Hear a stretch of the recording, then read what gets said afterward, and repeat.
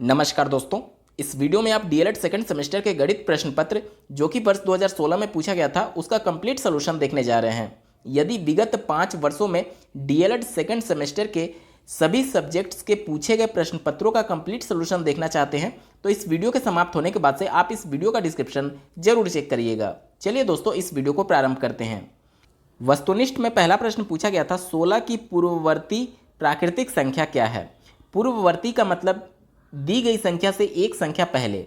16 से ठीक पहले 15 आता है, तो इस वजह से इसका उत्तर हो जाएगा केवल 15। यहाँ पर देखिए, कंफ्यूज मत होइएगा, यहाँ पर 15 और 14 दोनों दिया गया है, लेकिन पूर्ववर्ती का मतलब सिर्फ एक पहले होता है, ठीक है। इस वजह से ये ऑप्शन नहीं होगा, इसका सही उत्तर हो जाएगा ऑप्शन नंबर 1 केवल 15। दूसरा प्रश्न पूछा गया था समीकरण x+2 बराबर -7 में x का मान क्या होगा। अब देखिए, x का मान निकालने के लिए 2 को इधर जब आप पक्षांतर करेंगे तो -2 हो जाएगा, यानी कि x पहले से -7 है, फिर -2 जुड़ करके -9 हो जाएगा, तो x का मान कितना हो जाएगा -9। ऑप्शन नंबर 4 इसका सही उत्तर है। तीसरा प्रश्न पूछा गया था a + b + c माइनस दूसरे ब्रैकेट में a + b - c को सरल करने पर क्या प्राप्त होगा।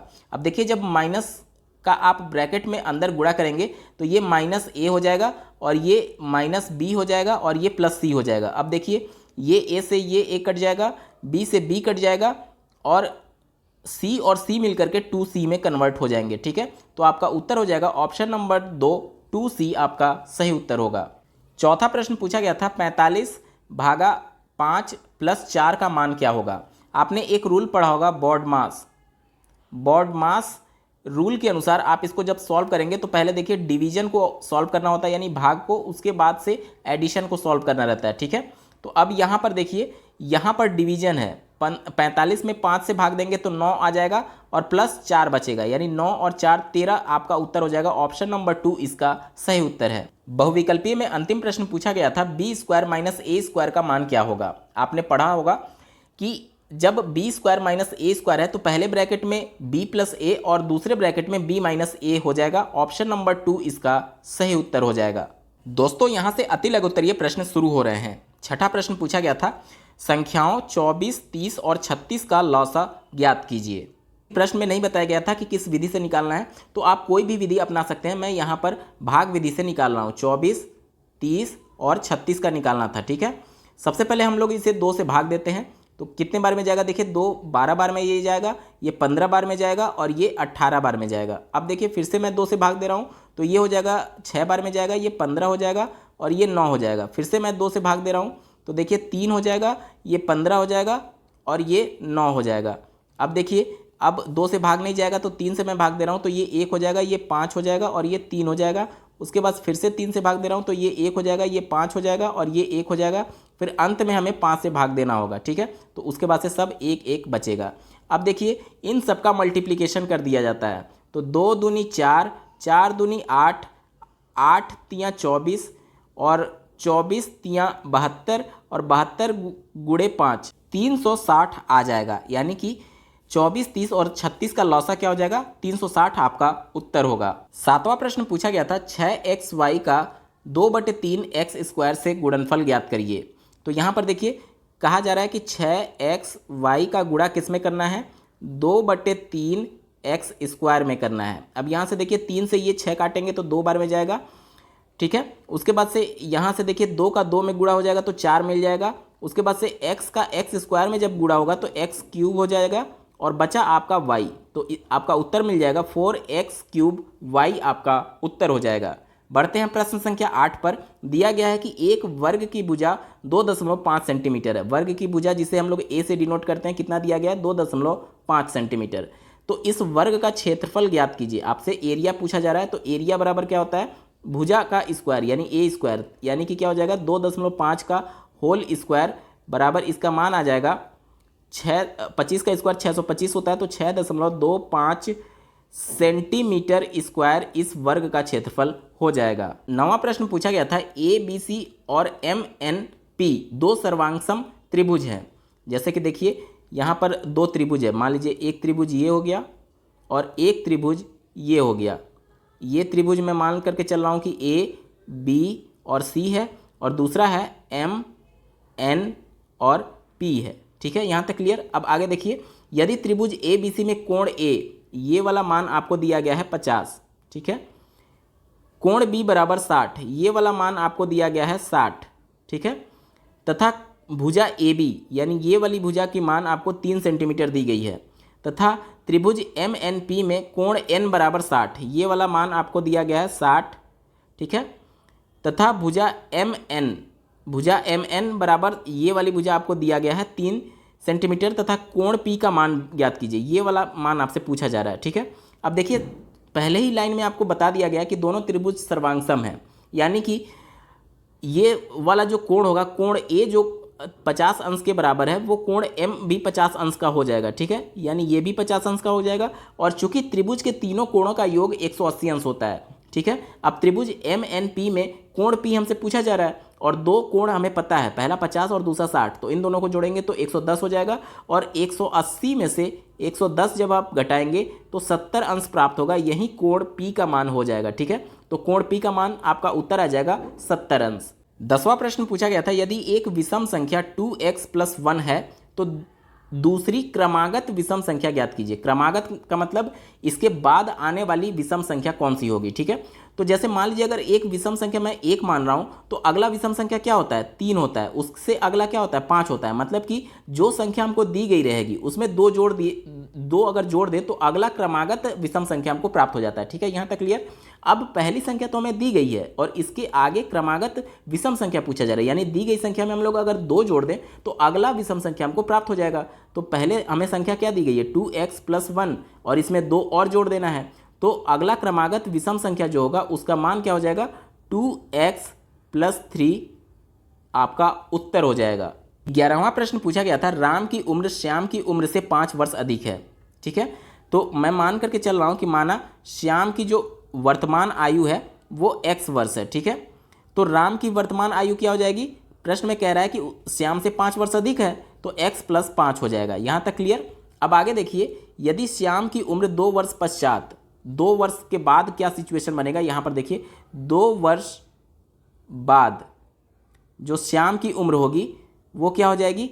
अगर मैं आपसे बोलूं कि अगर आपकी उम्र इस समय 20 वर्ष है तो 2 वर्ष बाद कितना होगा, तो आप कहेंगे 22 होगा। क्यों, क्योंकि 20 में आपने 2 जोड़ दिया। इसी प्रकार से श्याम की वर्तमान आयु अगर x है तो 2 वर्ष बाद इसकी आयु क्या होगी, तो इसमें हम लोग 2 जोड़ देंगे तो x + 2 हो जाएगा, ठीक है।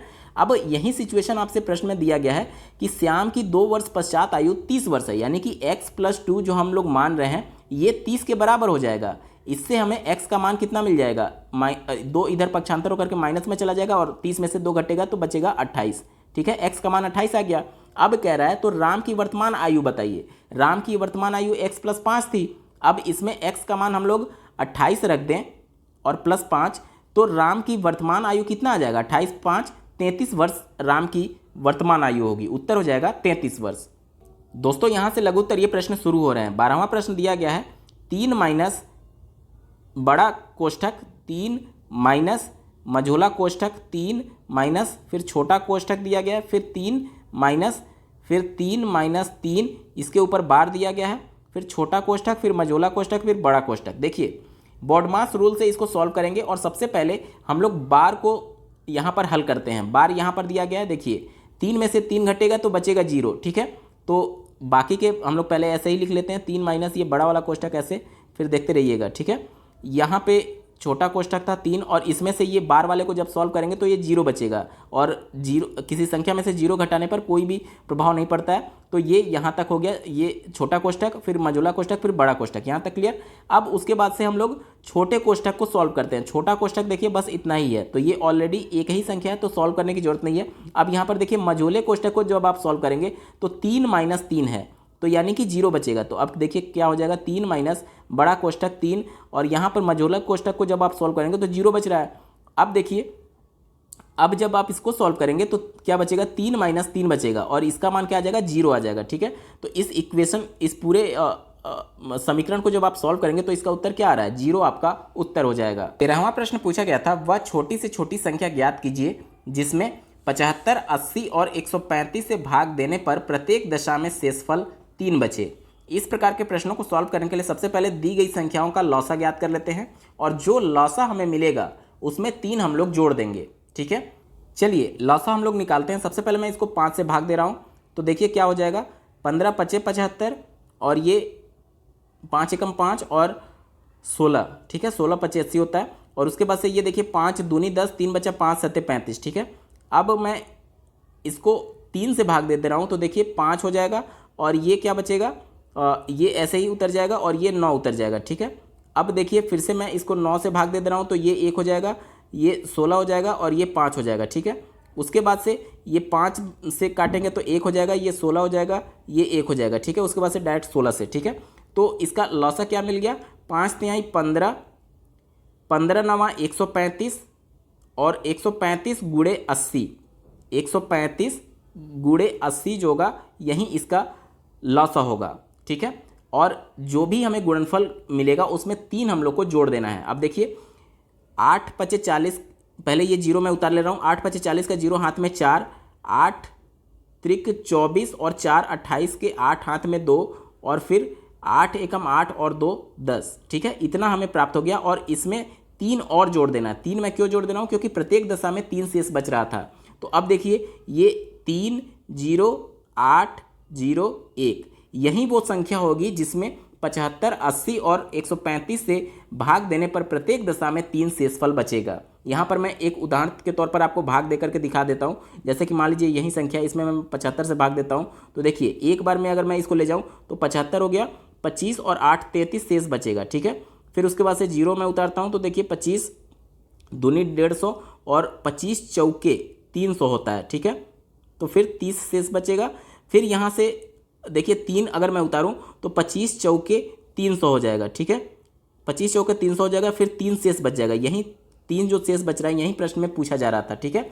तो आप 75 से 80 से या फिर 135 से भाग देंगे तो प्रत्येक दशा में 3 शेष बचेगा और आपका जो उत्तर होगा वो क्या हो जाएगा, 10 80 3 यानी कि 10,803 आपका उत्तर हो जाएगा। 14वां प्रश्न पूछा गया था, एक त्रिभुज का आधार 15 सेंटीमीटर है। यहाँ पर देखिए इस प्रकार से एक त्रिभुज है जिसका आधार आपको 15 सेंटीमीटर दिया गया है और उसकी ऊंचाई 8 सेंटीमीटर, ये इसकी ऊंचाई है 8 सेंटीमीटर दिया गया है। तो त्रिभुज का क्षेत्रफल वर्ग मीटर में आपसे पूछा जा रहा है। ध्यान दीजिएगा, यहाँ पर भुजाएं इसकी सेंटीमीटर में दी गई हैं और क्षेत्रफल वर्ग मीटर में पूछा जा रहा है। यानी कि भुजाओं को पहले हम लोग मीटर में कन्वर्ट कर लेते हैं। 1 मीटर में 100 सेंटीमीटर होता है, इस वजह से जो इसका आधार हो जाएगा, आधार को अगर हम लोग 100 से भाग दे दें तो मीटर में कन्वर्ट हो जाएगा और आधार क्या हो जाएगा 0.15 मीटर, ठीक है। और ऊंचाई जो दिया गया है वो क्या दिया गया है, 8 सेंटीमीटर दिया गया। 100 से अगर हम लोग भाग दें तो 0.08 मीटर हो जाएगा, ठीक है। यहाँ तक क्लियर।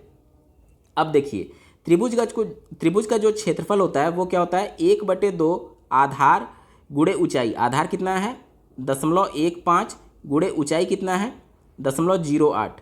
अब यहाँ से देखिए 2 से अगर मैं इसको काट दूँ तो क्या हो जाएगा 0.04 हो जाएगा, ठीक है। अब ये देखिए 0.15 में 0.04 से गुणा कर दें तो हम लोग को क्या मिलेगा 15 चौके 60, ठीक है। और 1 2 3 4 अंक पे दशमलव होगा, 2 ये हो गया और 3 और ये 4, यानी कि जो इस त्रिभुज का क्षेत्रफल होगा वो हो जाएगा 0.006 मीटर स्क्वायर इस त्रिभुज का क्षेत्रफल हो जाएगा। 15वां प्रश्न पूछा गया था, 2 क्रमागत सम संख्याओं का योगफल 30 दिया गया है। मैं मान ले रहा हूं कि पहली क्रमागत संख्या अगर x है तो दूसरी क्रमागत सम संख्या क्या हो जाएगी, वो हो जाएगा x + 2 हो जाएगा, ठीक है। का योगफल, दोनों को मैंने जोड़ दिया, इसका योगफल आपको 30 दिया गया है। तो कह रहा है कि उन संख्याओं को ज्ञात करिए। अब ये देखिए 2x + 2 = 30 हो जाएगा। यहाँ से अगर 2 मैं कॉमन ले लूँ तो क्या बचेगा, x + 1 = 30 हो जाएगा। यहाँ तक क्लियर। अब ये देखिए ये इससे कट जाएगा 15 बार में और ये एक जो इधर प्लस है इधर जाकर के माइनस हो जाएगा और x का मान क्या आ जाएगा 14 आ जाएगा। यहाँ तक क्लियर। x का मान जब 14 आ गया तो पहला जो सम संख्या था हमने x माना था, तो पहला संख्या क्या हो जाएगा 14 हो जाएगा और दूसरा सम संख्या क्या हो जाएगा x + 2 था, यानी 14 + 2 यानी कि 16 हो जाएगा, ठीक है। यही दोनों आपके उत्तर हो जाएंगे। 16वां प्रश्न पूछा गया था, एक आयताकार मैदान की लंबाई 24 मीटर और चौड़ाई 10 मीटर है। इस आयताकार मैदान का विकर्ण ज्ञात करिए। यहाँ पर देखिए कुछ इस प्रकार से मैदान दिया गया है। ये एक आयताकार मैदान हो गया जिसका लंबाई आपको दिया गया है 24 मीटर, ठीक है, और इसका चौड़ाई दिया गया है 10 मीटर और इसका विकर्ण पूछा जा रहा है आपसे, ठीक है। अब देखिए विकर्ण निकालने के लिए ये एक समकोण त्रिभुज हो गया। आपने पाइथागोरस प्रमेय से पढ़ा होगा। ये इस त्रिभुज का कर्ण हो गया, ठीक है। कर्ण आप लोग कैसे निकालेंगे, पाइथागोरस प्रमेय से निकालेंगे।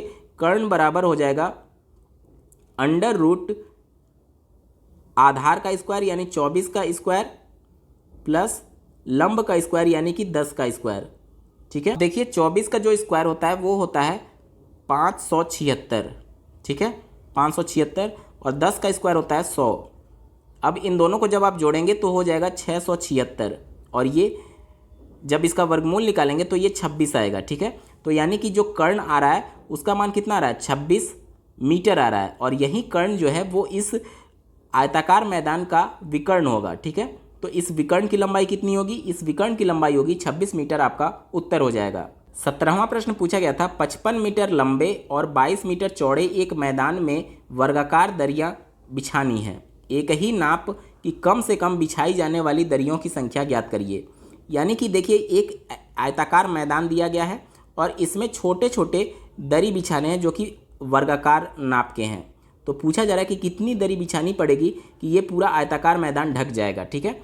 अब यहाँ पर देखिए इसका जो क्षेत्रफल होगा, यानी कि जो आयताकार मैदान का क्षेत्रफल होगा और छोटे छोटे वर्गों के क्षेत्रफल के बराबर होना चाहिए, तभी तो वो पूरा कवर कर पाएगा, ठीक है।